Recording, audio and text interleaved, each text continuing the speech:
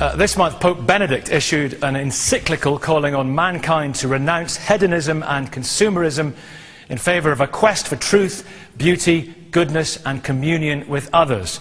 But there was much joy in the city this week when new statistics showed sales of clothes and shoes were up 11% over June last year.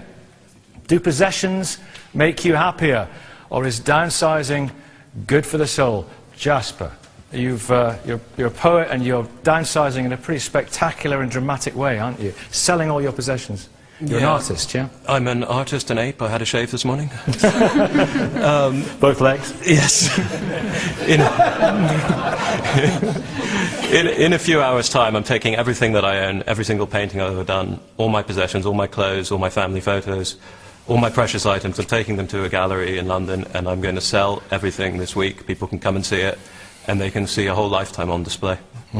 It's an artistic statement, but what's behind it? Are you inspired by the principle of Jesus? Jesus is an example. He said, you know, come follow me, leave behind your families, leave behind your possessions. But I'm an atheist.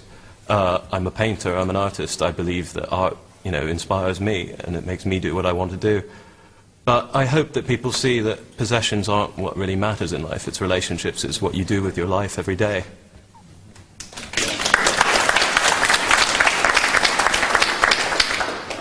Where's the money going?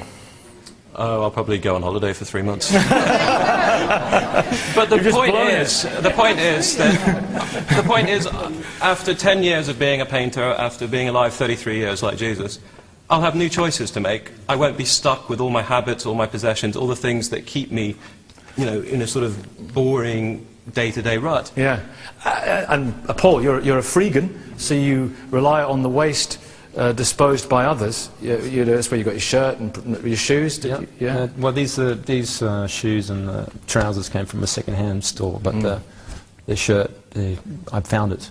Yeah. Do you think more people should live like that? Yeah, sure. I mean, there's plenty of things out there that people waste, like there's sales of 11%.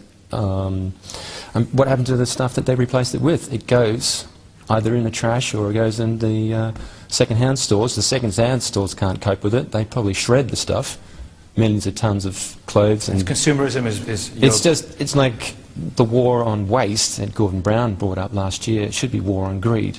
We need to tackle greed. That's the root cause that I and my fellow freegans see as the biggest problem in the world is greed. But if we were all freegans, we'd have none to live on because nobody would throw anything away. No. It goes beyond just living off the waste. We make things that last, like, you know, computers used to last. Like 10 so years ago, a compact would last. But now they make a computer, they make cars not to last. It's good for the economy, isn't it? This is the way to live, Richard. Yes, it's wonderful nonsense, isn't it? I mean, they make cars now that are far, far longer lasting than they've ever been before. My computer is creaking on for years. But I think the basic thing, the most important thing here is to say stuff is not bad for the soul. I mean, it's a kind of... It's alcoholic. Thank you. I think we shouldn't... Sorry, Richard, but there was the hand clapping there, very enthusiastically. We shouldn't be made, you know, to be seen to be bad just because we're working hard to achieve certain things. Because we thrive on, you know, tangible aspects of life, and it gives us a certain kind of happiness. Doesn't mean we're not spiritual or religious or the other part of it. But retail therapy never did anyone any harm.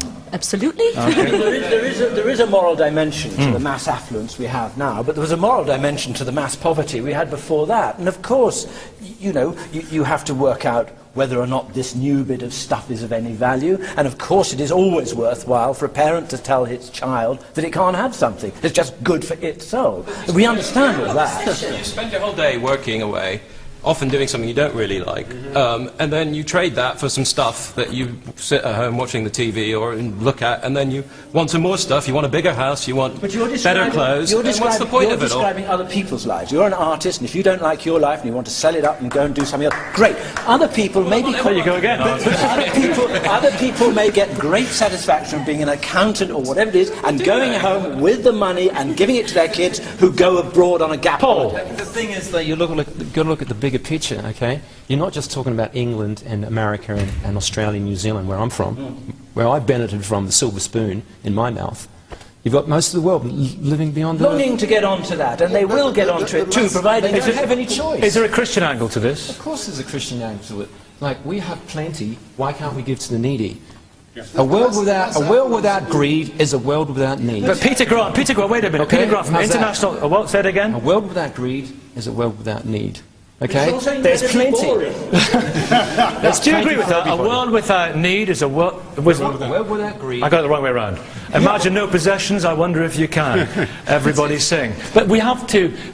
when we consume things, when we buy things, the developing world benefits, because that's where we're buying it from very often. Yeah, but we have to rediscover the biblical concept of enough. I think downsizing is good for the soul, for those of us in this room who've got plenty. It can free up space and time to be involved with our neighbours and our communities. But if you're one of the billion people around the world who are hungry at the moment, or one of the 2.5 billion that lack a basic toilet or sanitary facilities, then you need some of the material possessions. You need to move to that position, actually, where you've got enough and you can live a decent life. Kerry? I think this whole anti-consumer tip really is this sort of fits very nicely with the recession, given there's a hell of a lot of people are going to be forced to have a lot less and no car and no job and be kicked out on the streets. And there are 1.25 billion people in the world living on less than £1 a day.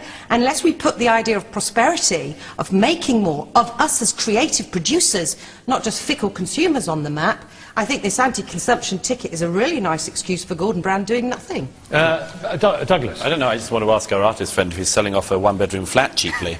I mean, like most people like most people in my generation who've left university in the last 10 years, I wish I could upsize to own anything on the property ladder. I'd happily downsize. Get rid of some of your books. I'm sure you've got a few books. I own books and clothes, and I think that's about it. I could sell that off fairly swiftly. But look, I mean, the point is that you always get stuck in this debate between the following. You get people who say, you know, we're too consumerist, we're too hedonistic, and so on, like the Pope, and then the people who sort of think that that's all you need in the world. Look, you know, we are more than consumers. I don't think really that anyone should quibble with that. We are not just people who spend money. There's no doubt about that. So to an extent, the gentleman here has a point. On the other hand, what we own is also a history of a record of our own thoughts, of our own memories, of our own experiences. If I were you, I mean, I would sell off all the things that were tacked that I bought and realised that were rubbish. But photographs, letters, books, memories, selling your memories. I think memories around in our brain, not in objects. I don't know. You've got a much better memory than I have. Well, I mean, do you get out? I mean, what about love letters from the past, from previous relationships? But those relationships and those feelings and those experiences are what are important, not trinkets and souvenirs of everything that we've ever done. Anthony wants to come in here.